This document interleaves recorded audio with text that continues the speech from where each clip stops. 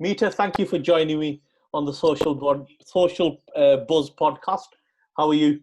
I'm good, thank you. Thank you for having me. It's an absolute pleasure. I know we've been trying for months to get you on. You are a very busy woman. If somebody follows you on Twitter, they know how busy you are. But thank you for taking your time out. How are you keeping in the current climate?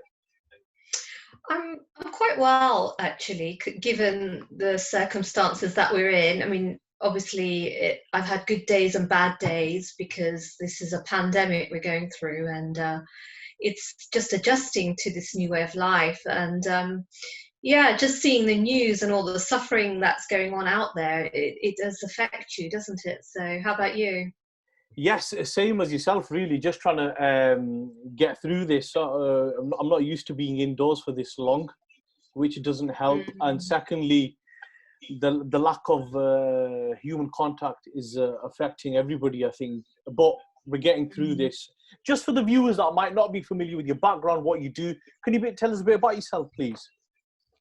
Yeah, so I'm a mindfulness-based cognitive therapist. I'm also an acupuncturist, and I write a column for the Eastern Eye newspaper. So I do a bit of media work as well around health and well-being and reviewing newspapers on BBC Radio. So that's my background. But I primarily work with sort of mental health, fertility, physical issues as well. So yeah. Farben, that's one of the reasons I wanted you on here, because I think at the moment a lot of people will be suffering in many ways, whether that's anxiety, depression, OCD, different forms of mental health. And the whole point of this podcast is to give a lot of value to the viewer and really just show them that there is light at the end of the tunnel. One of the questions that I had come in for you was, what can people do at home to improve their mental health in the current climate? Okay, there's lots of little things we can do to help ourselves. And first and foremost is just understanding what it is that triggers you. If it's watching the news and, we're surrounded by negative information about people dying, then limit your news intake to, say, 30 minutes a day. So that's a very sort of common sense, easy thing to do. Also, have a look at your sleep. Are you getting enough sleep? Is it good quality sleep? Make sure you have a good routine as well, because at the moment, we're all at home. We're not going to work like we would normally do. So it's really important to have a routine as well.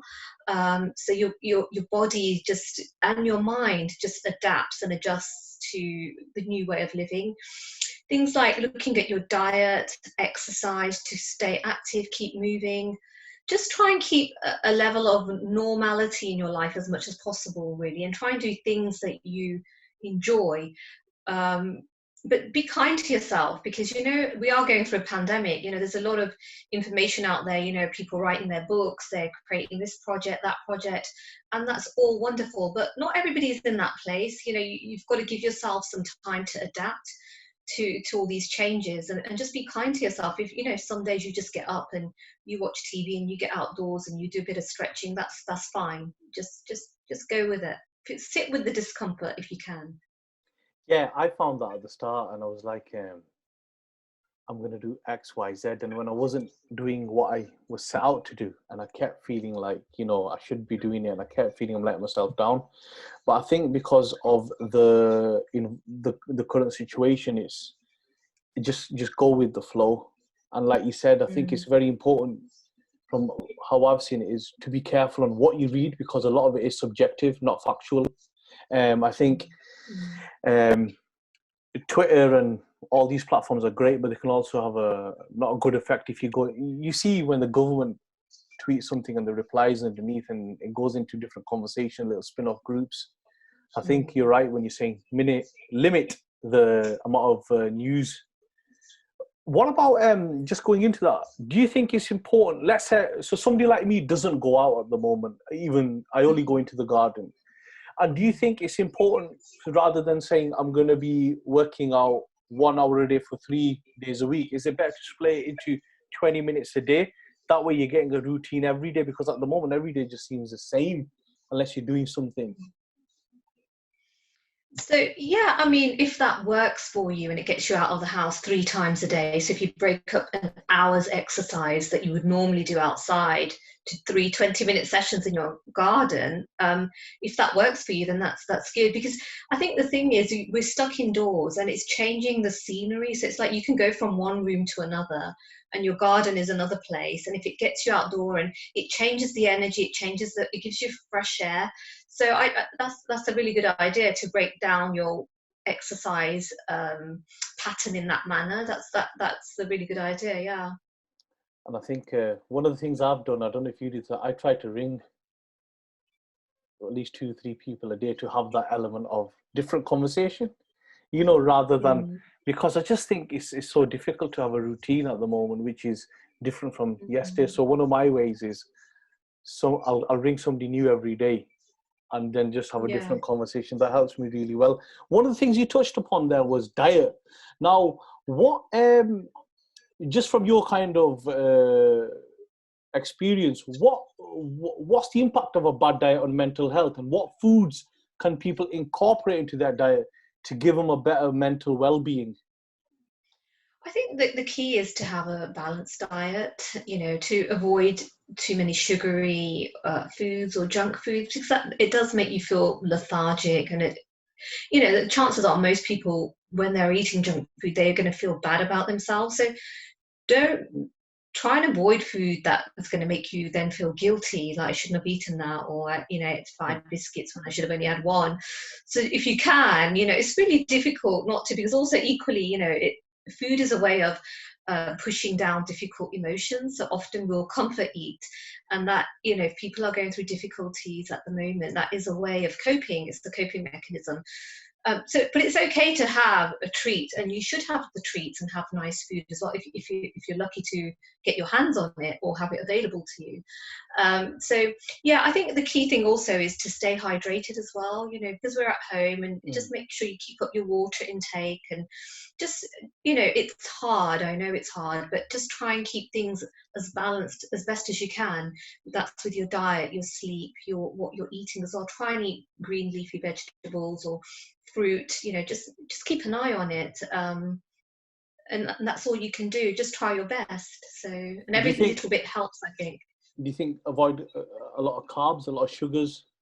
That usually from my experience, has a bad effect, because your mood goes up and down quite a lot with that. That's right. With sugars and carbohydrates, it does cause a spike often in your blood sugar levels, which can make you feel up and down as well. So yeah, it's important to eat, foods with, say, low glycemic index. Things like porridge or oats that are slow releasing energy, so that you don't get those sudden cravings for something sweet. So it's all about keeping balance with everything, really. So, and the same applies with what you're eating as well. I think, yeah, you like you said, diet's so important, especially now, because somebody like me that was probably doing 10 to 12,000 steps a day in a normal Mm. day, it's probably done what, 3,000, 3.5. And then if you're eating a lot of heavy carbs and sugars, it just becomes a really bad mix, in my opinion. You've slightly touched upon this earlier, but how much can the media have an effect on your mental health? Like we've discussed, checking Twitter, checking Facebook, keep checking news, keep looking for news. Do you think that could play subconsciously on your mind as well? So,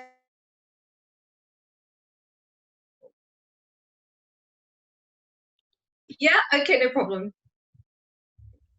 Yeah. So we touched on this slightly earlier. What impact can the media have on your mental health subconsciously? Do you think it plays a part with all this information we have access to? Yes, most definitely. If you think about it, if you're feeling down or low and stressed out and worried about the future and all this uncertainty, with the news and the media, all we're seeing stories of uncertainty mostly, and that can fuel the fear that you're feeling. So it can make you feel worse. And actually, a lot of the news stories are just regurgitated and repeated, so you're not learning anything new. So yes, it can really just reinforce your fears. Yeah, and I think like you said, a lot of it you don't know what's true or not. Like we said earlier, a lot of the stuff you're actually reading, especially on social, is very subjective, and you should Mm. really be reading what the government's putting out officially. Everyone's got an opinion. Well, not this many people have died, more people have died. Mm. I saw Yeah. so many conspiracy theories with 5G, with this, with that. Really, Yeah. just it's the government's official line, and that's it. No matter Yeah. who it is, it doesn't matter what they're saying. If somebody Mm. is putting out a positive outlook and saying, look, you know, what I'm trying to say is there's more doom and gloom news stories than positive stories. Try to look for the doom, the positive stuff. If you can't find the positive stuff, read the government stuff, and that's it, and just keep off it and watch Netflix. Yeah, and I think you have to stay informed because you need to know what's going on. So yes, like you say, stick to government guidelines and trusted news sources. That's the other thing. Also, you can mute your notifications on social media like WhatsApp, because that's notorious for, you get loads of messages and get bombarded with conspiracy theories and all sorts. So you can limit how much you take in, and I do that myself. Sometimes it's just too much information, and a lot of that information is not even valuable, so you have to really put some boundaries in there. Absolutely. Now, a lot of people are working from home at the moment, or yeah, well, they are working from home, most people. What can they do to keep focused and energized? Okay, so I think with working from home, again, if you try and have a routine as best as you can, sort of plan out your day beforehand. If you know you've got meetings, but schedule in time to get some fresh air, go outside, call a friend, like you were saying, maybe reach out to help somebody if you have got that time. Because when we're in a time of crisis like this, you feel better about yourself when you're helping others as well. So just a small act of kindness by checking on someone, that can all help to boost your energy because it makes you feel better about yourself as well. But yeah, I think try to not have your lunch at your computer. I've already spoken to several people having online therapy who are still having their lunch while they're on Zoom calls, or just, Mhm. in between sort of, and it's like, we need to step out of that mindset and really take time to look after ourselves, even when we're working or trying to work. And obviously, if you've got family in the background as well, it makes it harder to concentrate. So I think just be kind to yourself and realize that, we are working through a pandemic. So you might not be as productive as you would normally be if you're working. So just even if you get up today and log on, that's an achievement. So just give yourself that credit as well. I saw somebody on Twitter this morning who said, I'll actually forward you this. He said, since the pandemic, I have added 100,000 YouTube subscribers. I've lost 12% in body fat. I have recorded 12 podcasts. I have won 24 customers. And he was being genuinely serious. And if you look at the replies underneath, it's Yeah. absolutely like people started trolling him. I think you've got to Really? be, yeah, it's huge. I'll send you that. One thing I would like to say is that one idea might be, rather than saying I'm going to work 6 hours a day, split them 6 hours up. So you might do 2 hours in the morning, 2 hours in the afternoon, and 2 hours in the evening. Because if you've got kids at home and other commitments, it's difficult to do a full block. I also look at having a to-do list, but having maybe 3 things on that to-do list, to do one large kind of thing that takes a lot of time, and 2 other things that won't take as much time. But like you Yeah. said earlier, just let it flow. Don't set yourself too many hard Yeah. targets, and just be careful on, because people are comparing these days with what they see online, and I think that has a bad effect. I think it's just human nature, whether we're going through a pandemic or life is normal, people will compare, and you start to feel bad about yourself, and I think the best thing to do is just not compare if you can, and just let people do what they're doing, and you focus on your own journey, your own path, whatever it is that you have to do. And even if you do little, that's okay. But just, if you can avoid comparing, that's a good thing as well. At the moment, a lot of people are when I've had a look on and I was doing research for this, I'm seeing that a lot of people are struggling with sleep and insomnia. either people are waking up at like 3 in the morning and they can't go back to sleep, or they just can't sleep full stop. Any tips, any guidance regarding that? Yeah, I mean, I'm like I said, with online therapy, a lot of people are saying that they are struggling with their sleep, and I would say the same thing is, again, try and get into a sleep routine. So before you go to bed, avoid watching the news, come off all your technology, give yourself at least an hour, just unwind. Also look at things like your caffeine intake. How much caffeine are you having during the day, and try and avoid it after 4 o'clock. If you can, make sure you're getting your exercise in as well, because it's all related. Sleep, diet, and exercise, they all go hand in hand. So if you're not eating well, that's going to affect your sleep. If you're not exercising and you're not, like you said, you're not doing your 10,000 steps, so you're going to have all this energy, you're not getting as tired. So it's really important that you do stay active as much as you can. So I would try those simple tips. And, if you do find that you're waking up at the same time every night, say it's 3 o'clock in the morning, which a lot of people have said they're doing, and you're worrying about the same things over and over, what I suggest to people, what they should do is get up, get out of bed and write it all down. Write what your worries are. If you're planning about your work, if it's your work you're worried about, write it all down, then put it away, and then go back to sleep. Try it, because you've then dumped those thoughts onto a piece of paper, and then you're sort of making that disassociation between your bed is not your worrying space, it's your sleeping space.